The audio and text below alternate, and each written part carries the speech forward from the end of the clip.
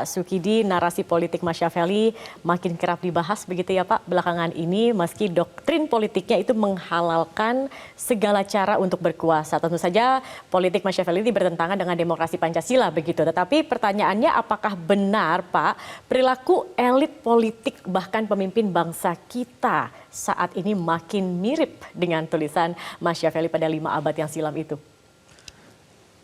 Saya kira benar, dan ini saya kira pembeda yang cukup tegas antara politik as vocation yang dilakukan oleh para pendiri bangsa, Soekarno, Hatta, Agus Salim, Nasir, melihat politik as vocation sebagai satu pengabdian untuk bangsa, untuk tanah air tercinta. Apa yang terjadi sekarang sebenarnya politik semata-mata sebagai domain pertarungan kekuasaan. Dan pertarungan kekuasaan itulah ciri khasnya itu dilepaskan dari standar moral, etika, dan nilai luhur bangsa. Karena itu satu penanda utama dari politik Machiavellian itu adalah inilah pertama kali dalam sejarah di mana politik itu diceraikan dari etika. Sehingga domain politik dan kekuasaan itu adalah domain pengkhianatan, domain kelicikan, domain kemunafikan. Sementara moralitas itu dilempar jauh, dikesampingkan jauh. Nah ini tanda politik Machiavelli sebenarnya bekerja dalam kepemimpinan politik kita. Yaitu kepemimpinan politik yang ditandai pertama kemunafikan, yang kedua kelicikan, dan yang ketiga adalah aspek yang terkait dengan hipokrisi itu sendiri. Dan memang Machiavelli memberikan nasihat kepada sang pangeran agar menjadi seorang hipokrit dan seorang pembohong. Itu pertama. Nasihat kedua, agar untuk mencapai hal besar, sang pangeran belajar untuk menipu. Dan yang ketiga, sang pangeran diberikan nasihat untuk punya alasan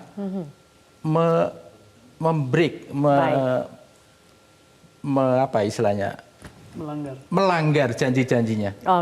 Dan itu tiga nasihat itu sebenarnya terbukti pada politik kita akhir-akhir ini yang memang ditandai pada kemunafikan. Ini tentu saja menimbulkan rasa keprihatinan juga ya kalau melihat keadaan itu terjadi di masa saat ini. Saya ingin ke Bu Zuhro, pada pekan ini kita melihat ada momen yang bisa dikatakan spesial begitu ya. Presiden makan siang dengan 3 baca pres, kemudian juga Presiden mengumpulkan 197 penjabat kepala daerah di tengah isu netralitas. Apakah 2 peristiwa ini bisa dikatakan cukup memberi confidence di tengah isu netralitas ini? Iya. Tadi contohnya Mas Mukidi luar biasa. Apa yang diargumentasikan itu semuanya berkaitan dengan hal yang sifatnya ciri-ciri atau sifat-sifat yang buruk, ya, negatif gitu. Kalaupun kita cenderung ke sana, yang negatif tadi itu, ini benar adanya kalau kita lupa pada Pancasila kita. Tadi belum sampai pelajarannya ke Pancasila, masih ke ajaran Machiavellian. Saya ilmuwan politik, sarjana ilmu politik ya. Jadi tentu politik itu tidak mengajarkan ansih seperti itu. Jadi politik itu mengajarkan etika, moral, filsafat politik, dan itu yang tidak dipelajari secara seksama oleh kita, gitu ya. Jadi harusnya dipelajari secara seksama sehingga ada pemahaman kita terhadap politik itu yang lebih komprehensif.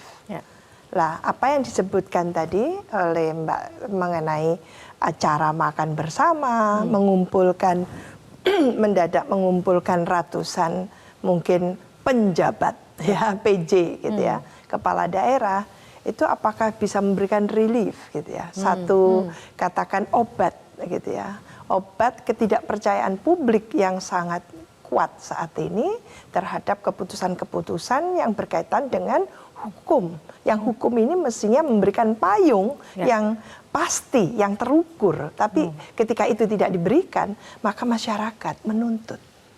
Karena masyarakat ini yang memilih langsung kepala daerah, wakil kepala daerah, presiden, wakil presiden, demikian juga di pemilu legislatif. Maka ini demokrasi partisipatoris seperti ini yang saat ini sedang dimainkan, sedang dilaksanakan. Oleh karena itu kalau rakyat bertanya, rakyat tidak percaya, tidak bisa hanya dipameri oleh sekedar gitu gimmick-gimmick, tidak bisa. Tapi Rakyat antara membutuhkan tutur lebih dari itu ya. iya, begitu. tutur kata dan tindakan itu harus padu, harus padu, menyatu. Apa yang kemudian dikatakan dan apa yang dilakukan ini harus selaras begitu ya untuk kemudian bisa memberikan kepercayaan juga kepada publik. Baik. Kalau Pak Sudirman, apakah Bapak melihat pemimpin bangsa saat ini merupakan potret ideal kepemimpinan nasional? Jawabnya mikir lama sekali. Jangan sampai 5 jam. Singkat Tadi saja saya ingin dulu Pak ini. mengapresiasi Pemanasan dulu ini. Pembukaannya itu kan sangat baik bahwa lupakan sejenak hiruk pikuk ya. Dan memang sekali-kali kita perlu mikir agak berjarak gitu. Tadi Pak Prof. Sukidi menyampaikan 2 paradoks gitu ya. Satu politik, satu lagi hal-hal yang buruk. Sekarang sering muncul pertanyaan, misalnya saya ini lagi belajar berpolitik lah. Sejak nyalon gubernur segala macam kan. Pertanyaannya pada saya itu, lu benar mau masuk politik? Lu kan orang baik gitu kan. Memang kalau di politik tidak orang baik Pak. Ini sesuatu yang menjadi satu pemahaman umum bahwa seolah-olah ada 2 kolam. Yang satu kolam politisi, yang satu kolam kebaikan gitu. Dan politik tadi diuraikan oleh Prof. Sukidi identik dengan kemunafikan, dengan kebohongan, dengan melanggar aturan segala macam. Saya ingin merespon dengan satu foto yang sangat indah. Ada Bung Karno, ada Bung Hatta, ada Syahrir, ada Agus Salim. Satu frame gitu ya. Yang itu membayangkan pada waktu itu adalah mereka politisi, mereka negarawan, mereka pemikir, mereka penulis, mereka teladan gitu. Sekarang ini kalau dijajarin para politisi itu tidak ada semua tuh. Bukan pemikir, bukan negarawan, bukan teladan gitu. Jadi kalau ditanya apakah gambar sekarang itu menunjukkan keteladanan, saya kira harus kita katakan sayangnya tidak gitu ya. Misalnya yang tertinggi yang sekarang sedang dibicarakan itu kan judulnya patriotisme. Patriotisme itu diterjemahkan sederhana sebagai kerelaan berkorban kepentingan dirinya untuk kepentingan publik. Yang sedang terjadi pertunjukan habis-habisan adalah menggunakan kewenangan publik untuk kepentingan pribadi gitu. Jadi suatu kebalikan yang luar biasa yang menurut saya memang wajib hukumnya untuk kita pikirkan bagaimana mengembalikan ini semua gitu. Jelajahi cara baru mendapatkan informasi. Download Metro TV Extend sekarang.